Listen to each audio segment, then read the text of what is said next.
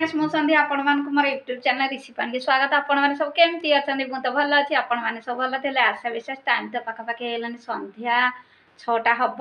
ମୁଁ ଏବେ ରୁମ୍ରେ ଅଛି। ବର୍ଷା ଟିକେ ହେଉଥିଲା ଯେ ଛାଡ଼ି ଯାଇଛି। ଆଉ ବାହାରେ ମୁଁ ବସୁନି କାରଣ ଏଇ ବର୍ଷା ପାଗ ଟିକେ ଥଣ୍ଡା ହେବ, ସେଥିପାଇଁ ବସୁନି, ରୁମ୍ରେ ବସିଛି।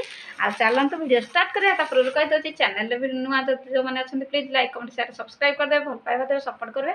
ଆଉ ଭଗବାନଙ୍କୁ ଏତିକି ଡାକୁଛି, ପ୍ରଭୁ ଶ୍ରୀ ଜଗନ୍ନାଥଙ୍କ ପାଖରେ ଏତିକି କରୁଣା, ଏତିକି ପ୍ରାର୍ଥନା କରିବି ଯେ ଯେତେକ ସମୟରେ ୟୁଟ୍ୟୁବର ଭାଇ ଭଉଣୀ ଫ୍ୟାମିଲି ଅଛନ୍ତି ସମସ୍ତେ ସୁସ୍ଥରେ ରୁହନ୍ତୁ, ଭଲରେ ରୁହନ୍ତୁ। ମୁଁ ବି ସୁସ୍ଥରେ ଅଛି, ଭଲରେ ଅଛି। ଆପଣମାନଙ୍କର ଭଲ ପାଇବା ଆଶୀର୍ବାଦ ମୋ ପାଇଁ ସବୁକିଛି। ଆପଣମାନେ ଯଦି ଭଲ ପାଇବା ନିହାତି ସପୋର୍ଟ କରୁଛନ୍ତି ତ ଆହୁରି ଏମିତି ସପୋର୍ଟ କରୁଥାନ୍ତୁ। ମୁଁ ଆଗକୁ ଯାଏ, ଆପଣମାନଙ୍କର ଭଲ ପାଇବା ଆଶୀର୍ବାଦ ରହିଲେ ମୁଁ ଆଗକୁ ନିହାତି ବଢ଼ିପାରିବି। ଆଉ ଚାଲନ୍ତୁ ଷ୍ଟାର୍ଟ କରିବା ଭିଡ଼ିଓ। ମୁଁ ଏବେ ସନ୍ଧ୍ୟାବେଳର ଭିଡ଼ିଓ ଷ୍ଟାର୍ଟ କରୁଛି। ଆଉ ଆପଣମାନଙ୍କୁ ଦେଖାଉଛି କ'ଣ ମୁଁ ଦୋକାନରୁ ଆଣିଛି ଘର ପାଇଁ, ମାନେ ମୋ ମାଆଙ୍କ ପାଇଁ ବେଶୀ ଜରୁରୀ। ଫୋନ୍ର ଖସି ପଡ଼ୁଛି ସାଙ୍ଗମାନେ। ଦେଖନ୍ତୁ ଏ ବ୍ଲାକ୍ କଲର୍ ଜରିରେ କ'ଣ ସବୁ ଅଛି। ଦେଖନ୍ତୁ ମୋ ମାଆର କ'ଣ ହେଇଛି କି, ମୋ ମାଆ ଦେଖନ୍ତୁ ଏଇଟା ରହୁନି ଜମା ସାଙ୍ଗମାନେ କନ୍ଦା।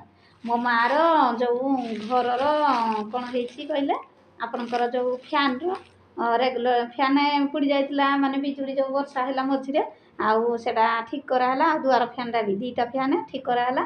ଆଉ ଏବେ ଏତେ ରେଟ୍ ବଢ଼ିଛି, ଆଗ କେତେ କମ୍ ରେଟ୍ ଥିଲା, ଏବେ ବହୁତ ରେଟ୍। ତଥାପି ଠିକ୍ କରି ଆଣିଲୁ, 1600 ଟଙ୍କା ଲାଗିଲା 2ଟା ଯାକ।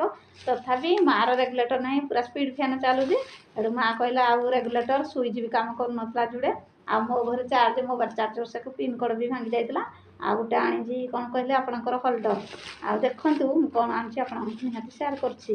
ଦେଖନ୍ତୁ ଏଇଟା ହେଉଛି ଫ୍ୟାନ୍ ସୁଇଚ୍, ଏଇଟା ହେଉଛି ଲାଇନ୍ ଯେଉଁ ଘରେ ଜଳୁଛି ତା ସୁଇଚ୍ଟା କାମ କରୁନି ଆଉ। ଏଇଟା ଗୋଟେ ସୁଇଚ୍, 2ଟା ସୁଇଚ୍। ଆଉ ଦେଖନ୍ତୁ ଏଇଟା ଆଣିଛି ଯେଉଁ ଆପଣଙ୍କର କ'ଣ ହେଉଛି କହିଲ ରେଗୁଲେଟର୍, ଏ ଯେଉଁ ଫ୍ୟାନ୍ର ରେଗୁଲେଟର୍ ଦେଖନ୍ତୁ।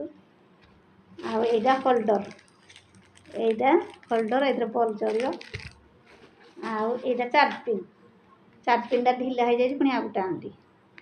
ଦେଖନ୍ତୁ ଏତେ ରେଟ୍, ଏଇଟା ଜମା 4ଟା 5ଟା ଜିନିଷ 250 ଟଙ୍କା, ମାନେ କେତେ ରେଟ୍ ଦରଦାମ ବଢ଼ିଗଲାନି। ଆପଣମାନଙ୍କୁ ମୁଁ ସେୟାର କରିଦେଲି କାରଣ ମୋ ମାଆ ତାର ଯେଉଁ ଜିନିଷଟା ଦରକାର ମାନେ ଦରକାର। ତଥାପି ଇଲେକ୍ଟ୍ରିସିଆନ୍କୁ ଫୋନ୍ କରିଥିଲି, ସେ ଆଜି ଆସିବେନି କାରଣ ତାଙ୍କର ବାହାରେ କାମ ଚାଲିଛି। ସେ କହିଲେ ପରଦିନ ଆସି, ମାଆକୁ ପଚାରିଲି ପରଦିନ ଦରକାର ନା। ସେ କ'ଣ କି ଫ୍ୟାନ୍ଟା ସ୍ପିଡ଼୍ ହେଉଛି, ସେ ଶୋଇପାରୁନି, ତେଣୁକରି ଟିକେ ମାନେ ଥଣ୍ଡା ଲାଗୁଛି, କମ୍ ହେଲେ ସେ ଟିକେ ଆରାମସେ ଶୋଇବ। ଆଉ କେହି ମାନେ ବାପାଙ୍କୁ କହିଲା, ଭାଇକି କହିଲା, ମାନେ ସମସ୍ତେ କାମରେ ବ୍ୟସ୍ତ, କେହି ଆଣିବାକୁ ନାହିଁ। ମୁଁ ଏବେ ସାନ ଭାଇକି ପଠାଇଲି ଦୋକାନକୁ, କହିଲି ଯା ଆଣେ, ମୁଁ ଫୋନ୍ପେରେ ପଇସା ପଠାଇଦେଲି, ବାପା ଦେଇଥିଲେ। ଆଉ ଜିନିଷ ଆଣିଲି। ଆଉ କ'ଣ ଜିନିଷ ଆଣିଛି ଆପଣମାନଙ୍କୁ ସେୟାର କରୁଛି। କିନ୍ତୁ ଏତ ଜିନିଷ ଦେଖେଇଛି ଆପଣମାନଙ୍କୁ, ଆଉ କ'ଣ ଅଧିକା ଦେଖେଇବି। ଦେଖନ୍ତୁ ମାନେ ମୋ ମାଆର ଯେଉଁ ଜିନିଷଟା ମାନେ ସାଙ୍ଗେ ସାଙ୍ଗେ ଦରକାର ତ ଦରକାର, ମାନେ ଆଉ ତାର ଲେଟ୍ ନାହିଁ, ମାନେ ଆଣିବ ତ ସାଙ୍ଗେ ସାଙ୍ଗେ। ଦେଖନ୍ତୁ ଏତକ 5ଟା ଜିନିଷ ମାଆଙ୍କ ପାଇଁ ସେୟାର କରିଦେଲି।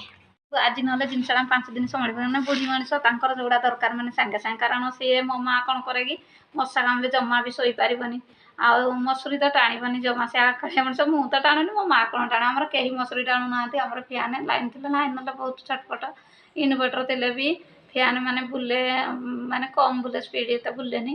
ଆଉ ମାଆଙ୍କ ପାଇଁ ସବୁ, ମାନେ ମୋ ମାଆ ଯାହା କହିବ ମୁଁ ତାକୁ ମଗେଇଦିଏ। ବାପା ଆଣିଦିଅନ୍ତି, ଭାଇ ଆଣିଦିଏ, ହେଲେ ସେମାନଙ୍କର ଟିକେ ମାନେ ଲେଟ୍, ମାନେ ଆଣିଦେବେ, କାମଟା ଏଇନେ କରିବେ, ପରେ କରିବେ। କିନ୍ତୁ ମୁଁ ଯେଉଁ କାମଟା କରିବି ମୋର ଫଟାଫଟ, ନହେଲେ ମୋତେ ଭଲ ଲାଗେନି। ଆଉ ମୋ ମାଆ ସବୁବେଳେ ମୋର କମ୍ପ୍ଲେନ୍ କଲା, ଝିଅ ବାପା ଆଣିଦେଉନି, ଭାଇ ଆଣିଦେଉନି, କିଏ ଆଣିଦେଉନାହାନ୍ତି, ତୁ ଯାଆନ୍ତୁ। ମୁଁ ଆଜି ଯାଇଥାନ୍ତି ମାର୍କେଟ, କିନ୍ତୁ ଏ ବର୍ଷା ଯୋଗୁଁ ଆଉ ଯାଇପାରିଲିନି। ଭାଇକି ପଠାଇଲି, ଫୋନ୍ପେରେ ପଇସା ପଠାଇଦେଲି, ଭାଇ ଆଣିଦେଲା। ଆଉ ଯେ ଇଲେକ୍ଟ୍ରିକ୍ ମୁଁ ତାକୁ ଡାକିଲି, ତାଙ୍କର ବହୁତ କାମ ଅଛି, ସେ ଆଜି ନାହିଁ କଲେ କାଲି ବି ନାହିଁ, ପରଦିନ ଯାଇ ଆସିବେ। ଆଉ ଦେଖିବା ଆସନ୍ତୁ। ଆଉ ତେଣୁ ମୋ ମାଆର କାମ ଆଗ, କ'ଣ କରିବା। ଭାଇ ମାର୍କେଟରୁ କ'ଣ ଆଣିଥିଲା ଆପଣମାନଙ୍କୁ ତ ଦେଖେଇଲି ମାଆଙ୍କ ପାଇଁ।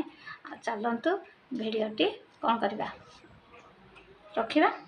ଆପଣ ଦେଖନ୍ତୁ, ଭଲ ପାଆନ୍ତୁ, ଏନ୍ଜୟ କରନ୍ତୁ, ସପୋର୍ଟ କରନ୍ତୁ। ଆଉ ବହୁତ ସାରା ଭଲ ପାଇବା ଦିଅନ୍ତୁ। ସ୍ପେଶାଲ୍ ମୋ ମାଆଙ୍କୁ ଭଲ ପାଇବା ଅଧିକା ଦେବେ, କାରଣ ମୋ ମାଆ ବୁଢ଼ୀ ମଣିଷ। ମୋ ମାଆ ବହୁତ ଭଲ ପାଏ, କହିବ ଝିଅ ତୋତେ ଏତେ ଦେଖୁଛନ୍ତି, ସପୋର୍ଟ କରୁଛନ୍ତି, ଭଲ ପାଇବା ଦେଉଛନ୍ତି। ଆଉ ସେ ପୁଅ ଝିଅମାନଙ୍କୁ ମୋ ତରଫରୁ ଆଶୀର୍ବାଦ କରିଦେବୁ, ସେ ଭଲରେ ରୁହନ୍ତୁ, ସବୁବେଳେ ସୁସ୍ଥରେ ରୁହନ୍ତୁ, ଭଗବାନ ଭଲରେ ରଖନ୍ତୁ। କିନ୍ତୁ ମୋ ମାଆ ସବୁବେଳେ କହେ, ମୋ ମାଆ ବହୁତ ଭଲ ମଣିଷ।